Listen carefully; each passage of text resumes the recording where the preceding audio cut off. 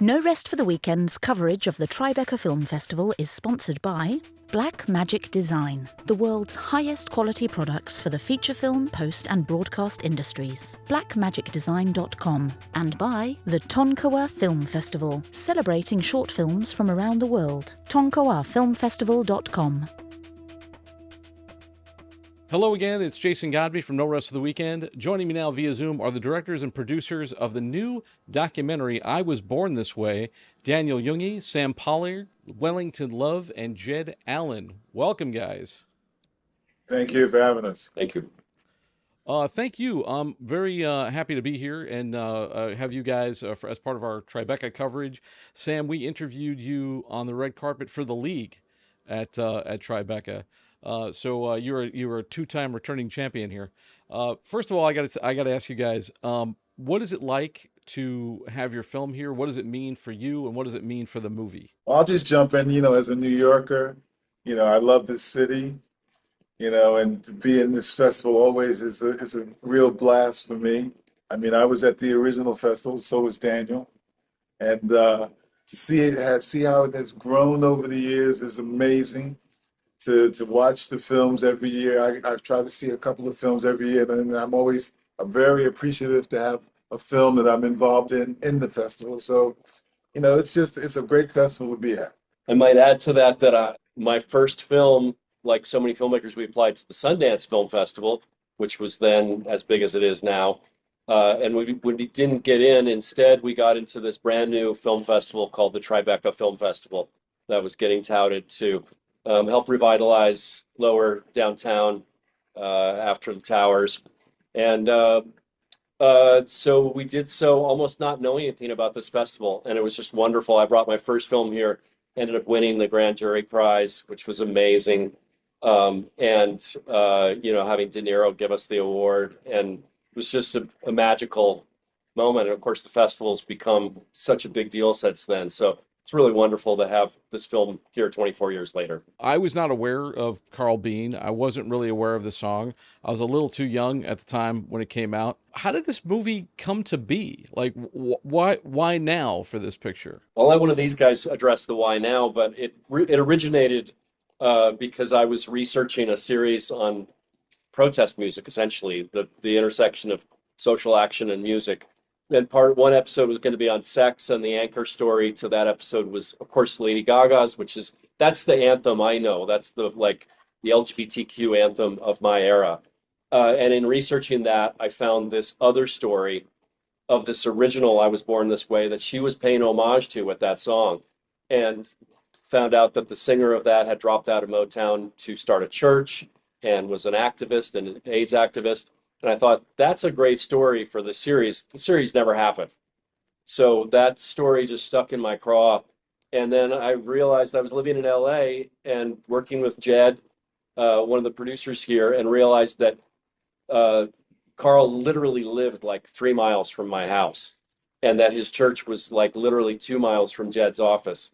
And so we reached out to him, and we were shooting within weeks. And thankfully we were, because COVID, that was right before COVID. And of course, Carl's health was ailing already. So it's kind of fated to happen. I can speak a little bit to the why now. I think, we're living in this time of erasure and exclusion, and, expulsion of Black and brown people, women, LGBTQ people. I think we have to tell these stories. I think we have to tell these stories about heroes, American heroes who we might know a little bit about, but who certainly were, great contributors to the culture, whether it be in terms of music, whether it be in terms of activism around HIV and AIDS, spirituality. I think it's important that we know these stories and see the sort of impact that they've had across culture. We need it now. I was also curious because, it's been around for a long time. We heard about Elizabeth Taylor's activism when it came to HIV and AIDS. Why hasn't this story been told before? We're just lucky. I guess we're lucky. The truth is that there's a lot of documentaries these days. There's more documentary filmmakers than ever. Unfortunately, there's less outlets than ever. And so, the landscape is dominated usually by celebrity-driven films, and Sam and I have made those. I'm not disparaging those, but when you find one of these little undiscovered gems, if you think about a Searching for Sugar Man or 20 Feet from Stardom, which are two great comps for this film, individuals that really changed the music industry or changed the world, and yet people don't know about it. That's a treasure for documentary filmmakers like us. One thing I was really curious about is you have this animation in the movie. Like, one of the hardest things when you're a documentary filmmaker is like, how do I show this stuff that already happened that I don't have footage of? So what was that choice about, and how did that come to be? From a very early point in the process, Dan had envisioned these rotoscope sequences being the key to unlocking all the gaps in archive that we had for this film. And it was a very elaborate and complex process, which I'll let Dan take a little further. But we were committing to telling this story in a really vibrant, beautiful way. And as hard as that is in this current climate for docs, we really went for it. I think Sam and I both done our share of recreations, but we also both love Richard Linklater's Waking Life and some of his other rotoscope, Scanner Darkly, these rotoscoped films. And there's only one other doc that we know of that has endeavored to do rotoscoping, but in a more crude manner, and necessarily so because it is a really involved process. So we went for the full Monty here, and it's very involved process of shooting every scene with actors like on green screen, then hand painting on computer, of course, but hand painting every third or fourth frame, and then digitally creating these backgrounds for that they can live in. It's an incredibly involved process. Part of the reason this film took 6 years is that process. What was your access like in your relationship with Carl? How did you kind of connect with him? Carl was ailing. His health was ailing. I think he was ready to tell his life story. And he trusted, to his credit, I'm not from his community. Obviously, I'm a straight white man. And yet somehow he saw something in me that trusted me and Jed, another straight white guy, to come into his house and let us do 2 days, almost 20 hours of interview, which formed the basis of the film. And where that trust came from, I don't know. I think we had a camaraderie with him, and I think he was ready to tell his life story and to cement his legacy. Carl's optimism, even in his state, was amazing and led to a really profound 2 or 3 days of that initial interview coverage with him. And I know Dan spent a few days with him after. But yeah, I think everyone who experienced Carl's presence and those opening moments of us making this film we were really energized to tell his story from there. His optimism was just incredible for his journey, for someone who had taken his journey. And we were, really just energized and passionate to amplify the story that just somehow hasn't reached the masses. He talks about some really personal stuff. Was there a way into that? Did he just launch into it? Like, how did you get him to reveal this stuff about himself? I mean, you have to consider that this is a guy who spent his career saying the things that most people didn't want to hear, telling in graphic detail what you do with a condom when it needed to be said, so he was not a guy to hold back. If anything, our job was to sort of put to put some guardrails on that. And that's where Sam and Wellington helped greatly, helping pare this down, and sometimes less is more with Carl because he's so outspoken. There was absolutely no need for us to elicit this stuff from him. He had this narrative in his head ready to tell, and our job was just to commute that to screen in the most efficient way possible. Because there's a lot of sort of religiosity in this movie too, and you're talking to a guy who's basically the founder of a church. Was there any sort of resistance on your part to be like, this might turn off some people? There's a lot of Jesus going on, that kind of, especially in the queer community, which, was there any reticence on your part for that?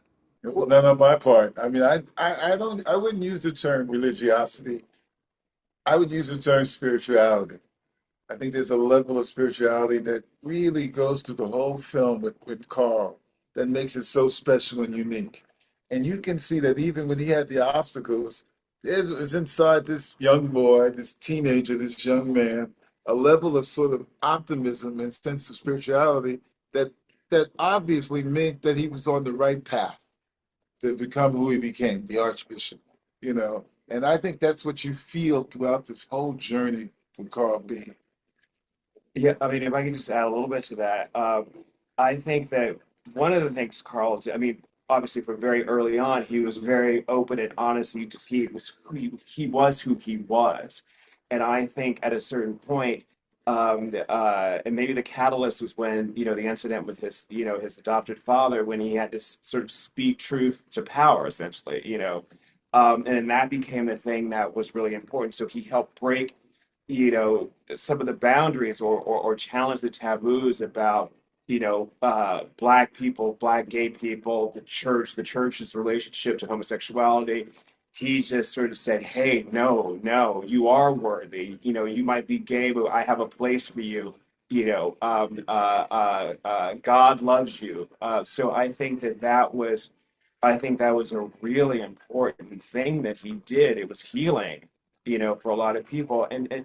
Even with his work in AIDS, he was like this bridge when, young black men dying and who came from religious families, he was able to sort of help them grieve and heal and sort of bring back kids. That was a really important doing for you guys on this. That I think that some of those skepticisms around what you call religiosity are ill-founded. When we think about Martin Luther King, a lot of those sermons, those were sermons, those were religious sermons, and I think that a lot of the Black freedom movement is founded in a religious in a religious context. In the church. Yeah. And I think that's, the thing for me that makes Carl Bean so special is that, like Dr. King, like many other people who are ministers but also social activists, during the civil rights movement, you never walked away feeling like, oh my God, they're beating us down with religion. It was always about the spirituality, the importance of having this positive spiritual attitude that we shall overcome. And that's what you hear and feel every step of the way listening to Carl Bean in this film, from my perspective. I was kind of curious, like, you mentioned Lady Gaga, like, you get her in this film. Obviously, she's a big get. And obviously, she's like your bridge to the new generation, because I can't imagine too many Zoomers have heard of Carl Bean. I'm far from a Zoomer, and I haven't heard of Carl Bean. So, what was it like? Kind of, how did you get her on board? Was she enthusiastic? Like, how did that happen? I mean, certainly Gaga is the biggest get, but certainly Billy Porter, Questlove, the celebrity presence in this film is important. And it's when you make a film for 6 years, sometimes just by a process of attrition, you finally get finally we got Questlove on board, and we said we've been trying to get Lady Gaga, and he's like, Stephanie, oh, I'll call Stephanie. Let me call Stephanie. It was that easy after years and years of pursuing her. But I do want to point out that we always saw these celebrities as being in service of Carl's story, but with that they would talk about how we just didn't realize how deferential they would be towards him, and not how they perhaps influenced him, but the other way around, how he was such an influence on them, and that was a pleasant surprise. You guys basically unearthed a B-side to I Was Born This Way, which I'm sure nobody knew anything about, with Liberation. How did that kind of, like, how did you find where the masters were and stuff? Like, that's that's like you guys are digging in the vault. How did that happen? We literally were digging in the vaults. So one of our partners on this film is Universal, and in theory, they should have had those masters, and we knew those masters existed somewhere, or we hoped that they did. And we spent a couple of years having Universal search their archives and came up empty-handed. And then it just turns out that we ended up doing an interview with Chris Jones, the son of the woman who wrote the song, almost out of respect for Chris. And then it turns out he's great and Bunny's story is great. And then after that interview, he says, "Oh yeah, those masters, they're in my closet." So it opened up several new channels for the film for exploration. Is there like a music tie-in? Are we going to get is this going to be a major release kind of thing? Is that going to happen as well? Go ahead, Wellington. Speak to that. We're working on it. We're working on it. It's a little, I mean, it's a little complicated, but yes, we hope so. We think that, we love this idea of bringing Carl's message and his music forward, to this generation, and then hopefully, maybe sort of engaging and inspiring some of these Zoomers. And we think the song could be a perfect way to do that. And again, it goes to the why now, like why we need this now. And it is kind of remarkable that we do still need this message about liberation now, more, and so yes, we do hope that this could be a moment to kind of re-embrace all the things that Carl stood for. I probably have time for just like one more question, but I would say first thing is what do you think the impact will be on a new generation, on people who haven't yet discovered Carl Bean? And then what are the plans for the film going forward? Have you guys locked distribution? Are you going to land somewhere? What do we know so far? I think that if people have an opportunity to see this film, or we can get it out to a streamer, I think it will be revelatory. I think it will sort of wake people up to who Carl Bean was and re-energize, I was born this way, as a song. In terms of what will happen, I'm not a religious guy, but miracles have happened all along the way in this film. And even in this very difficult media landscape right now, I believe a miracle. I believe this film is going to find an audience. Tribeca is hopefully just the first step in that direction. I thought you guys did a fantastic job, and I congratulate you on the film. It's a really beautiful movie. Right. Certainly affected me, and I'm really interested. I hope you guys get broad distribution, and it does gangbusters for you. Thank you very much. You're Thanks so left much. to Thank you. God's ear. Thanks so much, guys. This is the BTRP Media Network.